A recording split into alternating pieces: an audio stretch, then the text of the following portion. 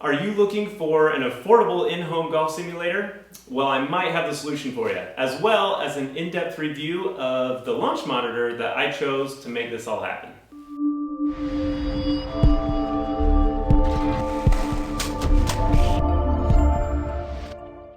Hey guys, I'm Brady with Golf Ascending. Tyson's not with me today, but we normally create weekly golf content. So if you haven't yet, make sure to subscribe, click that notification bell. And today I want to talk about my in-home golf simulator. Obviously, we're not in the most beautiful set right now. This is my garage. It's kind of a mess, but it does the trick. So I wanted to talk to you today about how you could create a golf simulator in your home for not that much money. So it's pretty affordable, and the good thing is you don't need a large room that's dedicated only to a simulator. Not a lot of people have that. In my case, I can just move my net over, move my mat, everything, and can still use the garage to park the car. So I want to go over the price, how I got the setup, and then an in-depth review of the SkyTrak Launch Monitor, which I have right here. This is the one I chose. It's a pretty affordable option, yet also pretty darn accurate with a lot of cool options. So we'll go into all those features right after I talk about what I paid for this. All right, so when I say affordable, I did everything I could to find the cheapest options, as well as give me the things that I really wanted in an in-home golf simulator. So first of all, the launch monitor. This launch monitor, the SkyTrak Golf Launch Monitor, is normally a little over $2,200 or $2,000 alone, just the monitor itself. I decided to go buy one that was refurbished, and I got it for, with tax, a little over $1,800. And then I got the improvement plan, which is one of the plans that includes a ton of features, which I'll go over soon, and as well as an option to play golf on multiple golf courses. We'll get to that in a second. That was $200. And then I got a metal case for the launch monitor, which I think is a need. You could buy it on the website, but I went to eBay, found a used one, pretty cheap. It was, with tax, $104. And then I also got this hitting mat off of eBay for about 150 bucks. I did find some cheaper ones, but I wanted a slightly better quality one that I knew would last a little bit longer. And then I did buy an iPad. I got that one refurbished too, or used off Amazon. It's like 200 bucks, maybe 220.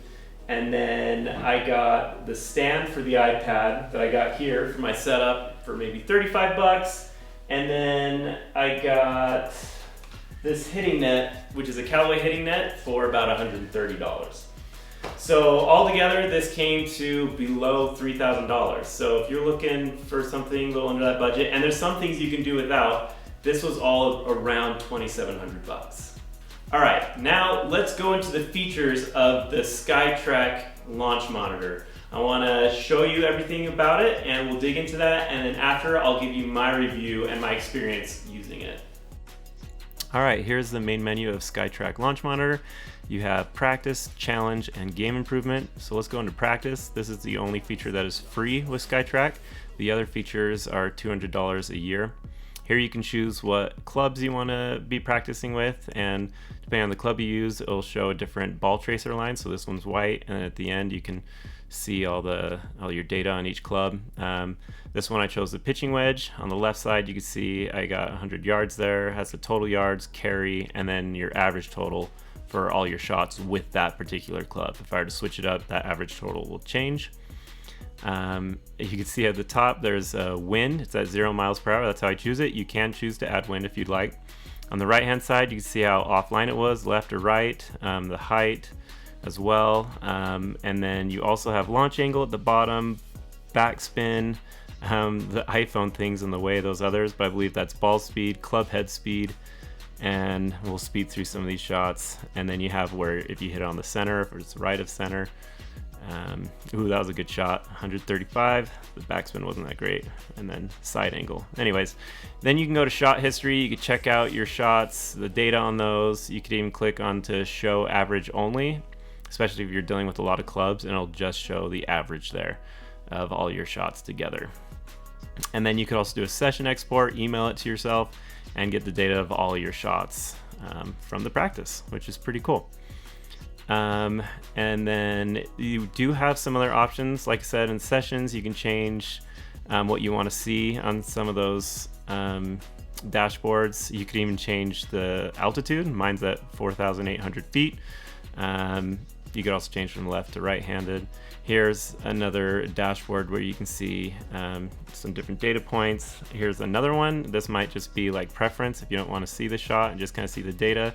Maybe that's beneficial if you're working on a phone and you just want to see the numbers pretty big.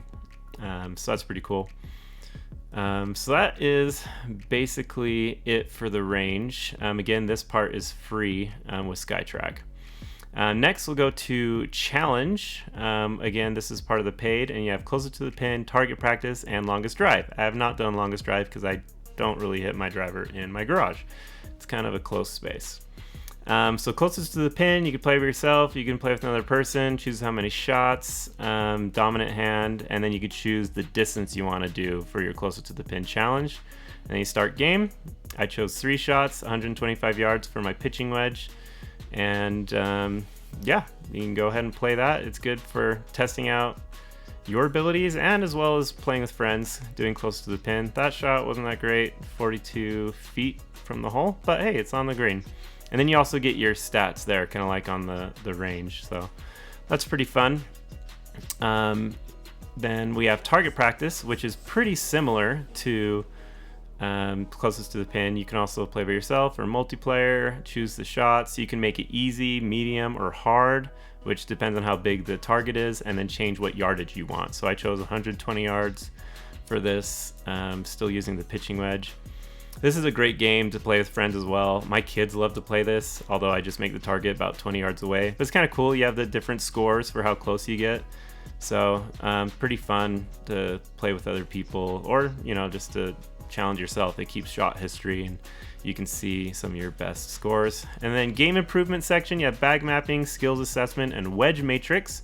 So let's go to bag mapping first. Here you can put in all the clubs that you want to work on, and this is where you can really see what your gaps are and your distances, and kind of your averages of those clubs, and compare them to the other clubs in your bag. And then you can, after you do all that, you can do a export session, and you can get all that data and reports here, which is pretty cool to see where you're at with the clubs. Obviously, it's a little different when you're hitting inside on a map, but still pretty cool data to have when you're trying to figure out the gaps between your irons. Go back to game improvement. We'll go to skills assessment. Pretty similar, but this is more just finding out how you do with each of your clubs. So put in the clubs you want to do, and this one you're actually hitting at a pin. And so it's a skills assessment, see how well you're doing with all your clubs. This one I got 19.5 feet from the pin. It says that's like what a person with a handicap of 4.2 would probably do, which shows you there at the top. Again, a lot of this looks like the range session with the data they give you.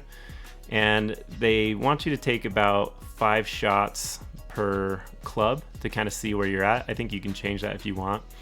But this is a good way to assess your skills on all your clubs, like which ones are you doing best with, which ones do you need to work with. And you can also do a session export and get all the data for, which is cool. Last one here on game improvement is wedge matrix, which I also think is really cool. So basically you want to see what your 4 different swing lengths are for each of your wedges. So you'll do a quarter shot, a half shot or a half swing, a 3/4 swing, and a full swing, and you'll do about 5 shots per wedge. Again, you can change that to what you want to do, and you can get your distances for all those. So this is great when you're in those kind of awkward distances and you got to decide, hey, which wedge should I use and which shot should I use. And like the other ones, you can export the data, find out which ones you are pretty accurate with, how far they go, and what type of shots you did. So that's actually pretty cool to have that data and knowing your wedges that well. And lastly, we got gameplay with DIYgolf. This comes a part of the $200 a year annual subscription, where you can actually play some rounds at some cool courses. You can play tournaments, head-to-head multiplayer, play with friends as well, online play, I guess. And then I usually play the courses, and there's a lot of cool, popular courses you can choose from: Pebble Beach, St. Andrews, Edgewood, Chambers Bay, Erin Hills, Bethpage Black, Marion, Oakmont. Cool courses. I like to play Pebble Beach because I've been there. 2019 US Open. You can play random 3, front 9, back 9, full 18, or you could just do a challenge hole where you can do closest to the hole, which is pretty fun. So I'm going to do the full 18 right here. If you go down to practice, that's where you can choose options for your round. You can choose which tees you want to play from. You can choose the hole locations, easy, medium, hard, green speed, slow, standard, fast, tournament, and then your wind speeds. I'm going with low, standard, easy, and I'm going to go with the red pins or the red tees. And here, Pebble Beach Golf Links, get information about the hole, the yardages, kind of an overview. But yeah, I choose the red tees because I don't hit the driver in my garage, so I'm going to hit my 3-iron here. See how well that goes. And it's calculating my shot. I already hit. Yeah, that's generally how my 3-iron would go. So I'm in the rough there, but it's still playable, so not bad, not bad. Probably would have hit some patrons there. And then here's my second shot, 147 yards. I believe I chose my 7-iron. Let's see how this one goes. And not a bad shot. Look at that, on the green in 2, par 4. So now I get to putt. Now, if you're within 30 feet, I think, maybe 25, then you can just choose to accept 2 strokes and finish your round or your hole there. Or you could choose to putt. If it's over 30 feet, they say if you want to accept 3 strokes. I almost never accept 3 strokes, so I just go for it and I try to putt. So you can choose your line where you're going to putt. I believe I actually putted this with my wedge here. But I putted there, didn't go super well. And if you get it within 5 feet, you can choose to take a gimme. And in almost every case, I'll take the gimme because it's actually pretty hard to be super accurate there. And look, I got a par. All right, now I want to go over my overall review of the SkyTrak Launch Monitor because I think that's the most important part to making this whole thing happen. You saw a lot of those cool features. There's a lot of things you can do. I want to tell you kind of my experience with it.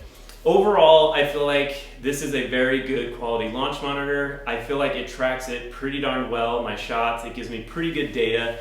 And I can tell that it's reading my shots pretty correctly because almost every time before it calculates the shot, I'm going to say, oh, that one went right, or that one went left, or that was low draw or high fade, and it gets it every time. So I feel pretty confident about that. I have noticed that some of the shots that it doesn't read are ones that kind of get swept a little. So hitting with a hybrid or a 3-wood, I've seen that there's often times that it won't track it, which can be frustrating. In my garage, I don't always use anything above a hybrid because it gets a little scary in here with some of the things, and then I have to move things around to make sure it fits. I can, but I don't often. And the driver, I have found that the driver does not always track either. And this is supposed to be an indoor launch monitor. I have seen people in other review videos use it outside. I've tried using it outside and it was really spotty, but I kind of want to try some things with it again. Maybe hooking it up to my phone, because you can hook it up to your phone as well. I usually use the iPad, but I wouldn't say it's the most reliable outside, but it is supposed to be indoors. Keep that in mind. As far as all the features, you saw earlier the game improvement plan, the club mapping, the wedge matrix, and then even the WGT golf experience where you get to play all those different courses, which I think is pretty cool. It is $200 a year, I believe, to have that, the game improvement plan. And I have found that I do not use it a lot. And I think it's because the way I have this set up is I have to take the car out, I move the net, and when I come out here, almost every time, I just want to hit on the range. And the range is free. You don't have to pay extra for the range and to get that data. So next time around, I'm probably not going to get the $200 improvement plan. Although it does have some cool things like the target practice. I know my kids like to do that. And there's just other things that are pretty cool about it. but overall, I think I would go without it unless I had it in my house and it's something I could use all the time. But another reason is the WGT golf experience. That's what I really wanted that for. That's why I paid the 200 bucks. It wasn't what I was expecting. It's, when you hit, you can see earlier in the video that it kind of stops, it calculates, and then it shoots, and it shows different angles. And it doesn't feel like that experience like, I don't know, when you see experiences with like a GC Quad or other games, not even just a GC Quad, other software programs, even the Golf Club or maybe other games out there. You think of DIYgolf, like you see the ball go as you hit and you follow it. This one doesn't do that, and you don't feel like you're really there at the course either, because as you see the ball go, you're seeing a picture basically of the land of the golf course. So it's a little different experience. I'm not the biggest fan of it, but it is pretty cool that you can play at a bunch of different courses, and it does give you that fix during the winter if you want to play on a course and not just hit at the range. As far as the quality of this product going against others, I've seen a bunch of review videos going against other launch monitors, and I think that this one is pretty good. Obviously, it's not going to be perfect. It's not going to be as good as a GC Quad or a TrackMan, but you know, you're thinking of numbers and stats and data that's just a little bit off. Maybe yardages, maybe 4 to 7 yards, maybe. But at the same time, if you want those really exact numbers, then you got to pay for it. Mine was cheaper, easier, quick setup. I don't need like a full-on room. So far, I have really enjoyed it. I think it has been definitely worth it. It has been fun to practice in my garage, especially working on my irons. And it's been a pretty good launch monitor at a pretty good price, I think. So hopefully this review is helpful to you if you're looking into creating your own in-home golf simulator. And again, you don't have to like use an iPad. You can connect to a TV, a computer. I just chose an iPad. But hopefully this was helpful if you're thinking of buying SkyTrak or setting something up if you don't have a room at your house and if you don't really have the budget for a $25,000 like setup that's like super nice. But thanks for watching. If you haven't subscribed yet, click that subscribe button, that notification bell, because me and Tyson create weekly golf content. And thanks for watching.